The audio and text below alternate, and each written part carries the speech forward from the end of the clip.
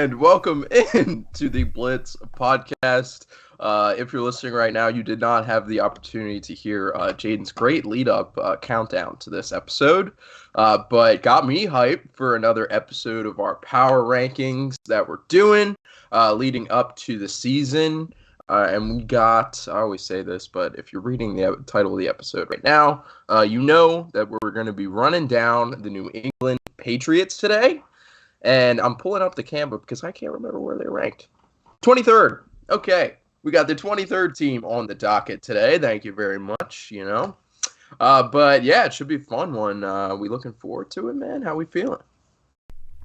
Yeah, feeling pretty good. This was one of the more difficult ones that I had to put together just because the Patriots, obviously we know the level of consistency that they're going to have on a year-to-year basis, but it's not like a lot of these other teams like Carolina. Like when I was doing the unit analysis and the breakout candidates for New England, it was a lot easier to do that just because they've got a lot of young guys and you know who their stars are. Whereas New England, a lot of their guys are so underrated, but they play well because they play for New England. So it's hard to talk about them, but definitely an interesting team for this year because we're going to keep underrating this team every year until they finally prove us wrong. But I don't know if that's going to happen with Bill Belichick at the helm. Yeah, for sure. There's always that floor as long as you got the best coach of all time. We had a conversation a few episodes back about getting in a fight with Bill Belichick. Wouldn't want to do that. And if that's the kind of guy we're talking about, I want him as the head coach. So, yeah. All right. Let's dive into it without further ado. And we're going to start off with the quarterback position. And we got a former first-round pick who shined in his rookie year. And then last year, he was, I don't even know how to explain last year. It was almost like they were upset with him, personally. And then they put in Bailey Zappi just to show him, hey, we can start somebody else. You are not the only quarterback. But we are talking about Mac Jones, former quarterback for the Alabama Crimson Tide, turned NFL quarterback. Like I said, he had a pretty good rookie year. And then this past season, it was not more of the same. There was a lot of speculation that Bailey Zappi might be the starter, going forward into the future. That doesn't seem to be the case anymore. It seems like they're committed to Mac Jones at least for this year. But I don't even really know what to say about this situation. Do you think Mac Jones is a legitimate starting quarterback in the National Football League? Do you think Bailey Zappi gets another shot this year? What's the deal? I definitely think Mac Jones is a starting level quarterback in the NFL. It's just a matter of how good he is, among starting quarterbacks in the NFL. I think he's probably towards the bottom. We have them at 25th, which I think that, obviously we do these consensus, but I think that's a perfect ranking. I think that's right around where I had him. He's fine. He's going to play point guard for you. He's going to get the ball to playmakers. The only problem is they don't have a whole lot of playmakers here in New England. So it's not like a Jimmy Garoppolo in San Francisco situation where all he's got to do is get the ball out to these guys and they're going to make plays after the catch and stuff like that.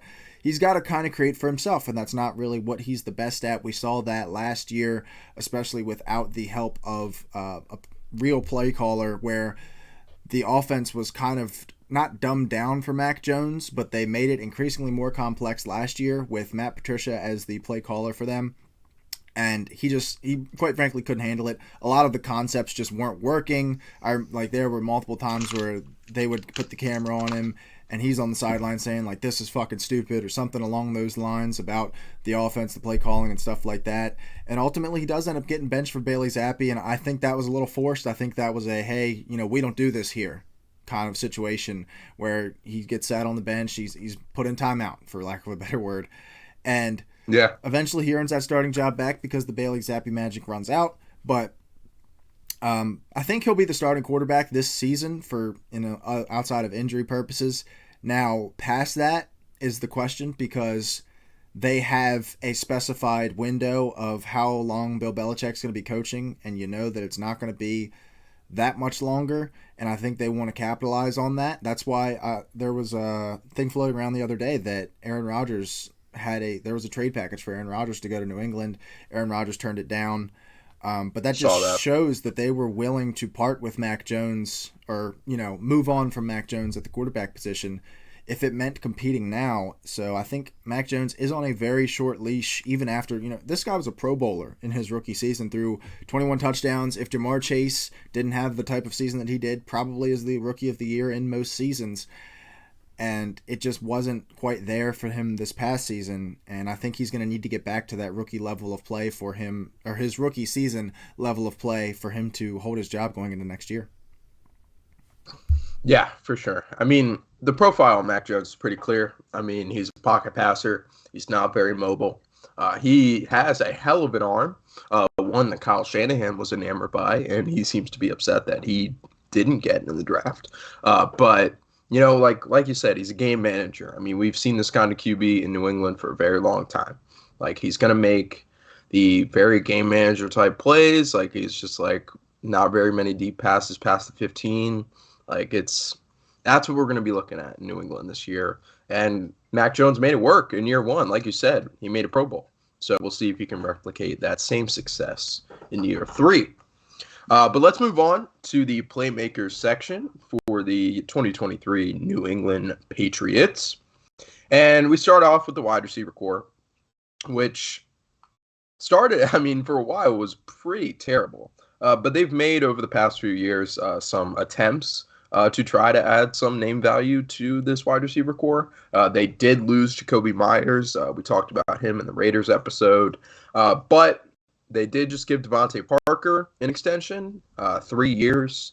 They're saying that's we've talked a lot about that phantom 3-year contract, and it seems like this is another one of those. But Devontae Parker, he was always kind of like what could have been, and now the Patriots are still playing that game, and I'm pretty sure he's 30 years old, if not very close.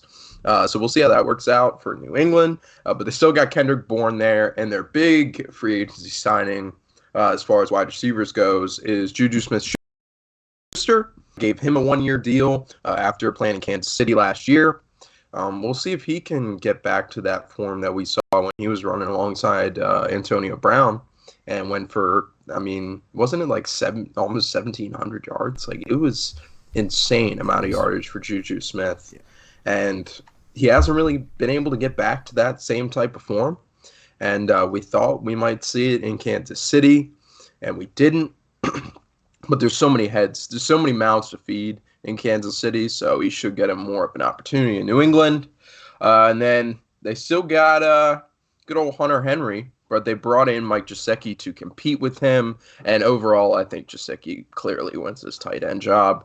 And then in the backfield, Ramondre Stevenson, after coming off a great year last year, looks to be the bell cow in this system after they lost Damian Harris to Buffalo. So definitely some changes along these playmakers. But who are you excited to talk about, man? Really, among this group, the guy that I'm most excited to talk about is Ramondre Stevenson. I think he's a phenomenal player. Was kind of in the doghouse for them. I believe it was 2 seasons ago, if not early last season, where I think he was fumbling a little bit and Bill Belichick didn't really trust him, and he eventually wins his trust. I think Damian Harris missed some time last year as well, so that allowed Ramondre to really take the reins on that starting job, and he made the most of it. This was a guy who was playing as one of the best running backs in the NFL last season, was a legit fantasy commodity last year, was RB7 in PPR, and is really the only thing that I can get excited about among this group of playmakers. If we look at the tight end position, Hunter Henry and Mike Gesicki has to be the most mid pair of tight ends in the NFL playing on the same team. Is it though? I don't think that's the case at all, maybe the two of them together, but if they were both on their same team, they were both on different teams, they would be number 16 and 17 in tight ends in the NFL. I feel that may be. I don't think that you can name 16 to 17 tight ends better than Mike Gesicki, personally. I don't know. We'll see. I don't think we want to play that game.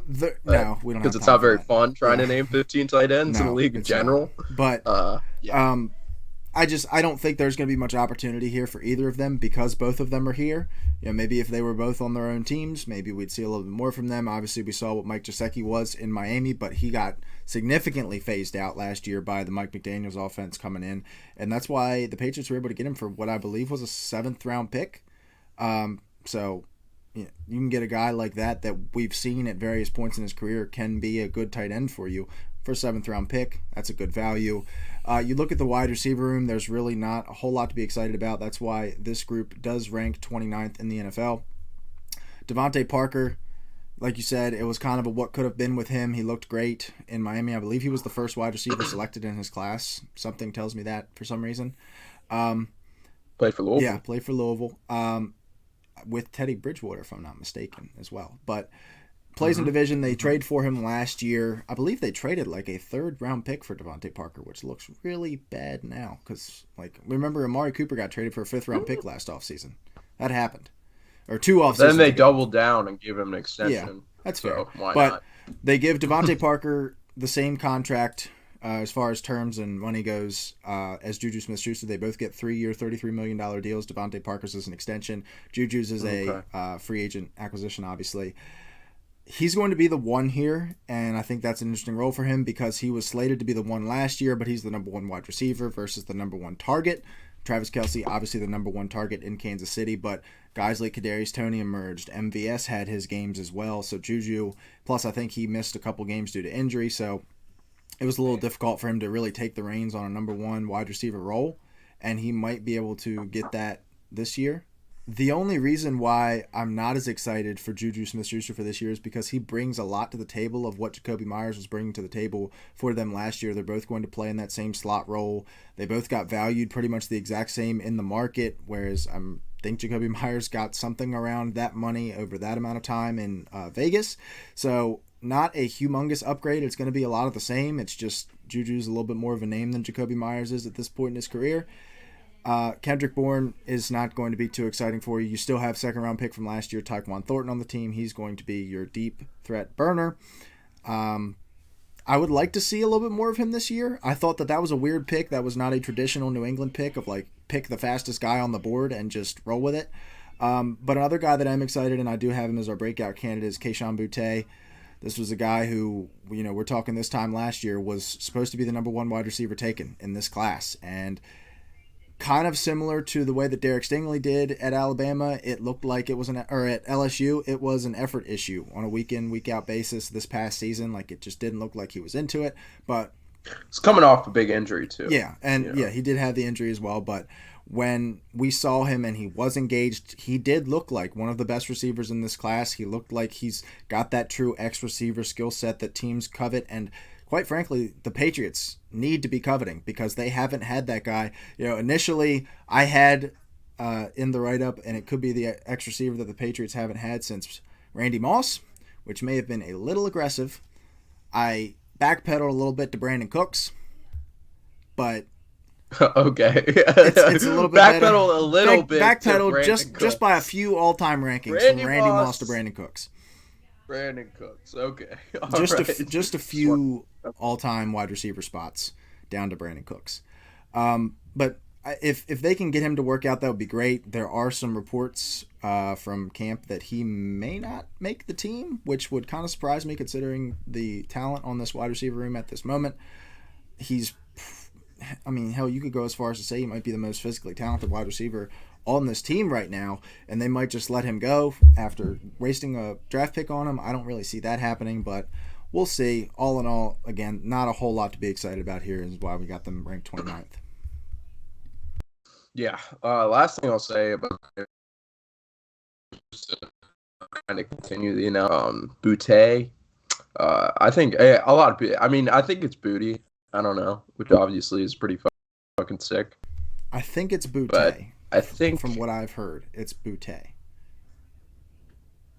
Or that's just the people who don't feel comfortable saying Booty. Which is me, so. Could be that. Okay. But when it comes to Kayshon, we'll call him that. But when it comes to Kayshon, I saw him play when he played against Kentucky in person, and he, there's guys that you could see, I saw A-Chain play too. There's guys that you just see on the field and you know that they're going to be NFL players. It's just they've got that radiancy coming off of them. And he basically fucking cooked us, So I will say that if he does in fact have an effort problem and like a motivation problem, like they've been talking about, because I've seen the same reports, New England is not the best place for that. That is probably the last place you want to be if you've got an attitude problem, because they run that operation like a military operation. So, not the best landing spot, but like you said, I dig the talent. I think it's similar to George Pickens when he came out last year. Pickens was a second round pick, and Kayshawn dropped down to the sixth, I believe, if not the seventh. But yeah, I do like the talent, so we'll see if he can make a roster spot. All right, but let's dive into a somewhat impressive unit for the Patriots as we move on to the offensive line. We've got them ranked 17th in the league among 32 teams, and rightfully so, man. I mean, they've got one of the better interior lines in the league as of late. They got Andrews at center. He's been consistently one of the better centers in the league the past few seasons. They got Trent Brown on the edge, so you love that. Cole Strange still on the inside, first-round pick from last year. A lot of speculation there, but it seems like he's starting to turn out for sure. But who are you excited to talk about on this unit? It's definitely this interior. Just those three guys that they've got. Michael Onwenu was a sixth-round pick in 2020, has turned out to be one of the better guards in the NFL. After they let Shaq Mason go for a fifth-round pick, I can't imagine they expected Onwenu to be this good, but it's ended up panning out for them. David Andrews has been one of the better centers in the league for pretty much his entire tenure here in New England, and then they drafted Cole Strange in the first round of last year's draft. Was a shock to many. I remember like the viral video going around of Sean McVay, who didn't have a pick until the third round, was like, oh, he was on our board. And but they end up getting him in. I wouldn't say that he returned first round pick value, but was better than a lot of people thought. You know, a lot of people kind of thought that he'd be terrible because of how far they reached for him. Wasn't bad last year. If he can make some strides in the run game, they can really become one of the two or three best interiors in the NFL from the two guards and the center. And then you also have Trent Brown here, who's on his second or maybe even third stint here in New England.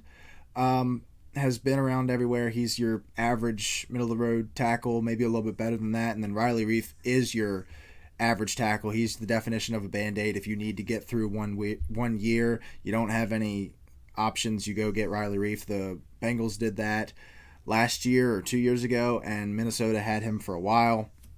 So this is a solid unit. You know, we have them right in the middle at 17th, and I would not be surprised, especially if Cole Strange is able to make some strides forward, if they're able to jump that ranking.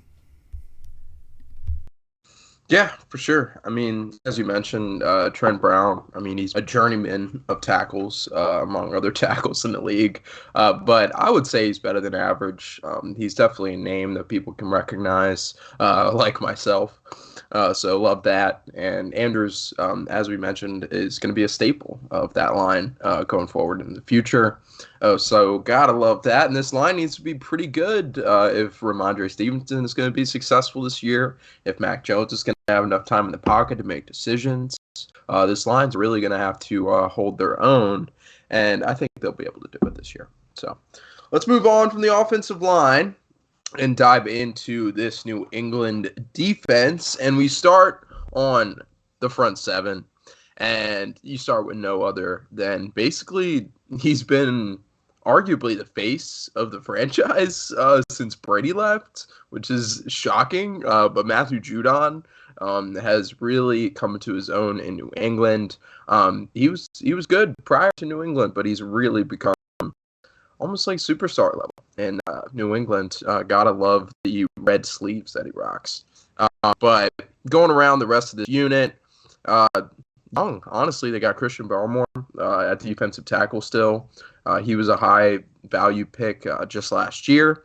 Godshow also defensive tackle. But I mean, a decent front seven led by Matthew Judon. But what are your thoughts?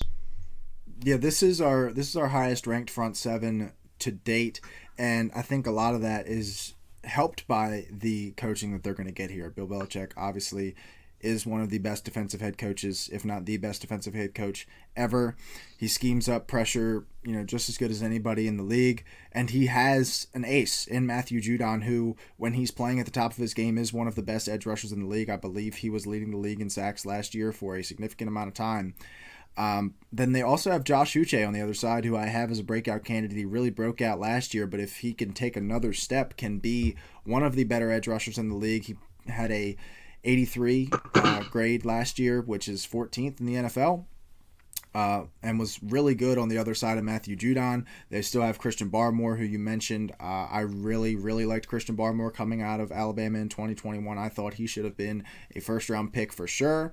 Ends up slipping to them in the second round, which is phenomenal value for them. They have Jawan Bentley, who was also phenomenal for them last year, took a big step up in his own right. Like I said, they've just got guys in here. Don't want to forget Keon White, who they picked in the second round, is a tools freak. Could be a guy for them moving forward, especially with Dietrich Wise. I believe he's going to be turning 28 this season, and if Keon White can come in and start for them, that would be fantastic. I just think he might still be a year or two away from being able to play consistent snaps in the NFL. But overall, like I said, this is our highest rated group so far, and like I said in the write-up, they're going to get the edge over teams, with similar talent because they have Bill and because they have that coaching staff that's going to continue to raise them up. Yeah, exactly. I mean, it got overshadowed by Brady just carrying the offense every year that he was there. But really, the main reason that this New England team has always been so successful under Belichick is the defense. And people don't really want to talk about that. And that's really begun to shine through as we move post-Brady era. And we've seen it the past couple years out of New England. So, yeah, this defense is consistent, and Matthew Judon should have another great year off the edge. But let's move on. Let's dive into this secondary, which we also have ranked decently high at 18. But we start with the rookie who they drafted in the first round, and that is cornerback Christian Gonzalez, who looks to follow in the footsteps of the great cornerbacks in New England that came before him, like Stephon Gilmore. But we'll see how that shapes out. Jonathan Jones, they also still got there. Adrian Phillips and Kyle Duggar as the safety duo. But this secondary will hold up. As we said, it's a Bill Belichick run defense. But what do you see out of Christian Gonzalez this year? And is there any other guys that maybe could have a breakout season this year? Yeah, I think this is one of the more interesting groups in the NFL, to be honest with you. There's a lot of youth here. Even hidden further down on this depth chart is Jack Jones, who had a great rookie season last year as a fifth-round pick. I believe he had something crazy like a 96 PFF grade in that game against the Packers, which is like very, very rare. Like you mentioned, they have Christian Gonzalez here. He slips a little bit. A lot of people thought he was going to be a top 10 pick, falls all the way down to 16, and even better for New England because they trade back, or 17, they trade back with Pittsburgh, and they still get the guy that they wanted. They very well could have taken him at 14. Nobody would have batted an eye. They get him there. I heard that it may have been some character concerns. He was also... This was his first year at Oregon. He had been at Colorado, and a lot of his hype came from his ball production this year. Didn't really have a whole lot of that at Colorado, so teams may have been like a little uneasy about the flukiness of what could have happened there. But still, he is an athletic freak. He's tall, he's lanky, he's got long arms, and could be the number one corner for them moving forward. They still have Jonathan Jones here, who, when he's healthy, is an above-average corner for you. And then Marcus Jones, who's a player that I like a lot just because of the versatility. He played at slot corner, outside corner, kick returner, punt returner, and wide receiver last season. Was the only defensive player in the NFL to record a 90-plus receiving grade. And won them a game, single-handedly won them a game against the Jets in a 3-3 tie in which he returned a punt with 20 seconds left. And that's pretty valuable if you have a guy that could do that. And again, he's only 5'8", so he's bringing a lot to the table at that size. He's almost a perfect athlete aside from the fact that he's 5'8", so a player that I really like. They also have four safeties here that would start for 75% of the teams in the NFL. You got Adrian Phillips and Kyle Duggar. Kyle Duggar's more so playing in the box in like that Jamal Adams type role. But you also have Jabril Peppers, who's his backup and is going to be doing the same thing. And you've also got Jalen Mills here, who came over from Philadelphia a few years ago. Another solid player as well. Wow, I forgot about that, man. Holy shit. Jabril Peppers and Jalen could be starting for they would be starting any other for most team teams. basically, and it's because they use so many safeties on it. And just also think that this time last year they had Devin McCourty in this group as well. So this is a extremely deep safety room that they use all these guys. It's not like they're just rotting away on this team. They use four safeties, maybe not all on the field at the same time, but Jabril Peppers and Kyle Duggar do a lot of the same thing. Jalen Mills, Adrian Phillips do a lot of the same thing, but they run a lot of three safety sets on the field. But 18, I think I had them somewhere around there, but I would not be surprised if this finishes the season as a top 10 unit, because there's some guy that didn't even make the graphic that'll probably end up playing legit snaps for them and playing well, because that's just what they do. Noted Jack Jones, J.C. Jackson was an undrafted player. Jonathan Jones, I'm pretty sure, was a middle round pick, and they've still got him starting here. So Marcus Jones was a late round pick, and they've got him playing here. If you're keeping track of how many Joneses, I think it's 3. Yeah, I think. Don't forget the quarterback as well. They have. Oh yeah. And I don't know how this would work, but wouldn't they technically have to have it to the point where it just says Mac Jones on the back of the jersey, because MAR? They couldn't do M.A. Jones because they've got Mac Jones and Marcus Jones. I feel like they should have to do Mac Jones on the back of the jersey, which I think would be, unless they do like McCorkle. I feel like I feel like Mac will have just Jones because he's the quarterback. Fair. And then everybody else is just going to have to fight it out. Fair. But Jonathan Jones is the vet. So I imagine that he has something clean like Jay Jones. Super clean. But I don't know. I don't know how they. I had to put Joe Jones and Jad Jones because they got so many guys here. It's pretty rough to. Yeah. They've got the Jones guys. I don't know who they're going to be getting next year, but you got to imagine his last name's going to be Jones. But just last thing on this, I would not be surprised if this finishes as a top 10 unit, just with all the potential that they have here and all the talent that they have, plus the coaching. This is a very, very talented group. Yeah, for sure. I mean, since you mentioned the safeties, that completely escaped my mind. I mean, they have 4 starting safeties that they're gonna if they can play them consistently, like you've been talking about. They run a lot of 3 safety sets. If they can get them all 4 of those guys consistently on the field, complemented by the rest of the defense and Bill Belichick, this could be a really nasty unit and could be a top 5 defense when it's all said and done. But let's dive into it, and let's dive into the reason why we've got some rankings higher than maybe they should be. And that's because they have the best coach of all time, and that is Bill Belichick. Coming back to coach in New England this year. It's not quite the Brady years, that's for sure. But this team, like we were talking about before, only has so much of a floor that they can go to with Bill Belichick. So got to look forward to it. How many years do you think we can see left of Bill Belichick, and how effective do you think him and his coaching staff will be this year? Well, I think as long as he's on the sideline, he's going to be effective.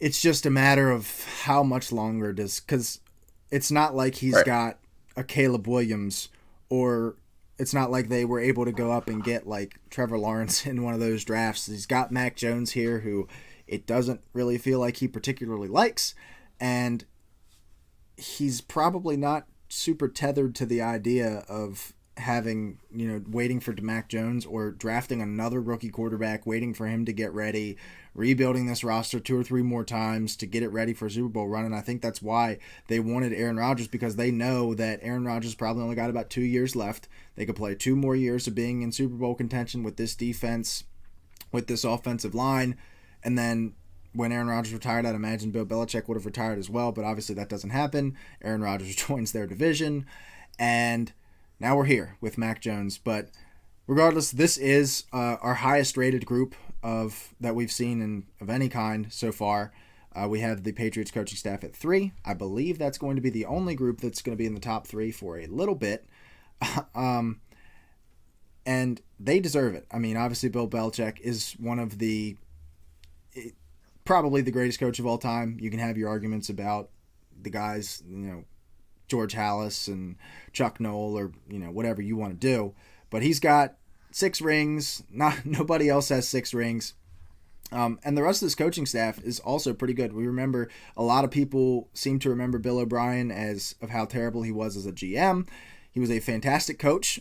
There's a reason why he was able to be put in that GM chair, is because of how great of a coach he was for Houston, was a fantastic play caller for New England for many years, and then did the same in Houston, and then even did the same at Alabama. After he got fired in Houston. And now he's back here in New England. I think that means a lot for Mac Jones' success. It means a lot for the Patriots' success, because it was Matt Patricia, who was a defensive coordinator, calling the plays on offense for them last year. And I think that is one of the main reasons why there was so much dysfunction on offense, and why Mac Jones struggled, and why all these guys struggled, is because the play calling just wasn't there. Now it's there with Bill O'Brien, and it's a familiarity with this system. It's going to be the same system that they run for all those years with Brady. Defensively, they don't really have a defensive coordinator. They have Steve Belichick, who's Bill Belichick's son, and they also have a myriad of different coaches. They've also got Gerard Mayo on this staff, who denied an interview to go be the head coach for Carolina, and he was I believe he's just the linebackers coach here in New England, and didn't even take the head coaching candidacy in Carolina. Also, I believe was up for the Browns defensive coordinator job. It was somebody's defensive coordinator job. He denied that interview as well. So clearly he likes his job here. I kind of thought that the reason why he turned that down was because he was going to become the defensive coordinator here. Maybe they name a defensive coordinator later on. We saw last year they waited until the last second to name an offensive coordinator, so who knows as far as that goes. But pretty much regardless, it doesn't matter, because Bill Belichick's here. Bill Belichick's going to be handling the defense for the most part.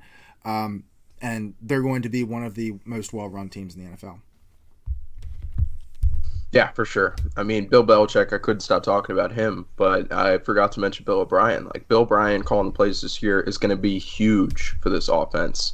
I mean, correct me if I'm wrong, him and Mac Jones worked together at Alabama. I think he may have missed him by a year, but Bill O'Brien's familiarity with what happens at Alabama now I think will help him, connect with Mac Jones, work on the scheme and stuff, because he saw what they were running at Alabama. Now he gets to maybe implement some of those same concepts here in New England.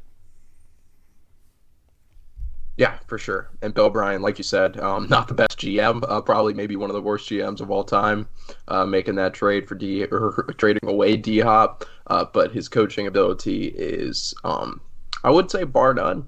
But will be a great offensive coordinator option for this team, and could be a head coach again in this league. So gotta love that. But all right, let's move on from the coaching and dive into the schedule. And they've got a tough one, man. Strength schedule is 4th in the league, which is insane. The Vegas over-under is still 7.5 wins. So there is some optimism there. And as we were talking about, there's only so bad that this team can get under a Bill Belichick run team. So what are we thinking here, man? What are we thinking? It's tough. And like I said, there are 2 reasons why, with the 4th ranked schedule, the worst quarterback in your division, the worst group of playmakers in the division, and maybe one of the worst in the league, you still have a win total of 7.5 wins, and it's Bill Belichick and the Patriot way. And without those 2 things, we're probably ranking this team in the 30s, maybe late 20s, but still not as this high. But that coaching bump really matters, and I don't feel great about it, but I'm still going to go under, because this is a tough schedule. They start the season Philly, Miami, New York, Dallas. Could be 4 straight losses to start the season. Then you get somewhat of a break when you get New Orleans and Vegas. Then you get Buffalo and Miami again. Then you get another break with Washington, Indy. If you want to call the Giants a break, fine. And then you finish the season with the Chargers, Steelers, Chiefs, Broncos, Bills. I mean, that's rough, man. And like I said, they will probably be able to gut out some wins that they shouldn't be able to. Maybe they split with the Bills. Maybe they split with the Dolphins or something like that. Hell, maybe they beat the Chiefs at home. It could happen, but I just don't know if this offense is going to have enough on a week-to-week basis to be able to beat some of these teams in the NFL now. Yeah, for sure. I mean, I'm gonna rock with the under two. I mean, when's the last time that Bill Belichick only had 7 wins, Well, six in wins? I mean, 2021, in fairness, they did go 7-10. I oh don't know if that was yes, the that's Cam right. Newton Okay, year I or that was no, because that think it they made was the the Cam Newton year. because they made the playoffs in Mac Jones' rookie year. So, and they were 9-8 this year. Was a game and a half back or a half game back from the playoffs. They were still ninth though because I think it was the Steelers, Dolphins, and Patriots were all 9-8. And they were last of that group because they lost to the Bills in Week 18, but still were right in it to the bitter end. I don't know if that happens again. I don't know if they can replicate that. Yeah, I mean, this division used to be ran by the Patriots, and there was no other competition coming anytime soon. And now we look, flash forward like 5 years, and now the Patriots are clearly the worst team in the division, and I don't see it changing anytime soon. So that's interesting. The I'll take the under for the Patriots this the year, crazy part about but the crazy part about their season last year. Sorry to cut you off, but the crazy part about their season last no, you're year good. is we remember the Patriots Raiders game. If Jacoby Myers doesn't turn around and throw that ball back to Chandler Jones, they're 10-7 and they're going to the playoffs. As like poorly as we remember You're their right. season last year, they're one that not happening away from being in the playoffs and hell maybe even clinching that playoff berth a week ahead. They would have Yeah. been 10-6 heading into the last week against Buffalo. Mm. Kind of, it's I wonder how often Patriots fans think about Chandler Jones stiff and it's arming crazy Mac because Jones through the earth. Jacoby Myers now a Raider and Chandler Jones is a former Patriot. So lots of pain going on there. Damn, dude. I wonder what that conversation was like between Jacoby and Chandler when they first got in the locker room for OTAs, but we'll never know. All right, let's dive into the rankings and let's start to wrap this up for the Patriots. Overall, we have them at 23 among Blitz Pod, as you can see. But offense, we have them not looking as optimistic at 31. But the defense, as we mentioned, could carry this team to success this year. We've got them ranked 16th overall. And as far as the window goes, 2 to 3 years away for us. And I think that's well said. Like, I don't think that there's a wide range of outcomes for this team. Like, I don't think there's any weird stuff going on. Like, they're clearly in a rebuilding kind of session, and we'll see how it goes. But you want to elaborate on the window? Yeah, and the problem with this window and the fact that they aren't like we just had Carolina be 1 to 2 years away. We had some other teams be 1 to 2 years away or 2 years away, and now we're here with New England again at 2 to 3. It's just because they can't commit to this rebuild thing. They're going to win 7 games every year. They're going to win 8 games every year. And it seems like Mac Jones is going to be the quarterback for a little bit, regardless of how he plays, unless he really tanks this team. And even if he's like one of the 2 worst quarterbacks in the NFL, are they really winning less than 4 or 5 games to be able to go get one of those top guys? Do we really think that Bill Belichick's going to go all in on a rookie quarterback, another rookie quarterback that isn't Mac Jones, and wait to develop him again? And quite frankly, that's why I think this championship window might be a little bit short, because even if, let's say, and this isn't a best case scenario, this isn't a worst case scenario, but it's like in the middle, 2 to 3 years from now, they could be in it. If 2 to 3 years from now they are in it, is Bill Belichick hanging around? Like they would have to be firmly in it for Bill Belichick to be hanging around 2 to 3 years from now. And if right before they're about to get in it, maybe he doesn't see it, or maybe they acquire a player after he's gone. How good do you feel about this team if Bill Belichick's not coaching it? Even if this roster gets completely rebuilt and it's fantastic, maybe they're not as good as we've thought they have been. We've always given the Patriots the benefit of the doubt, but if Bill Belichick's not there, that's gone for a lot of people. And I don't know, man. The Patriots are really tough, and the future is kind of grim, to be honest with you. Like, this might be their best chance at competing, and every year that, like, we keep moving these rankings down every year, and their best chance just keeps disappearing. Yeah, I mean, You. I'm sorry for eating throughout this No, you're podcast, everybody. If you're watching the YouTube, I'm just eating some lunch. You know how it be.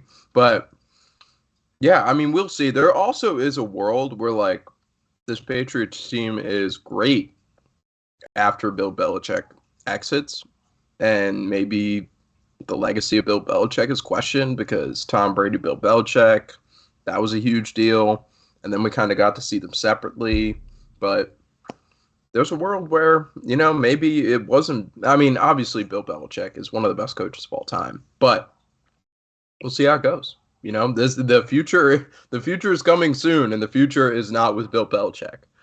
So we will slowly await his departure from New England, but that's why we've got their window 2 to 3 years away. So, all right, man. Well, I think that just about wraps us up. I'm trying to fucking finish eating here. I'm so sorry, everybody. Very unprofessional. But, okay. All right, we're good now. That wraps us up for the 23rd ranked New England Patriots in this year's power rankings. Looking forward to doing 22. I won't say any more about that because I don't want to spoil our next team, but I am very much looking forward to our next episode, and it should be some very rich debate. So keep an eye out for that. But appreciate you listening, and we'll catch you on the next one. Peace!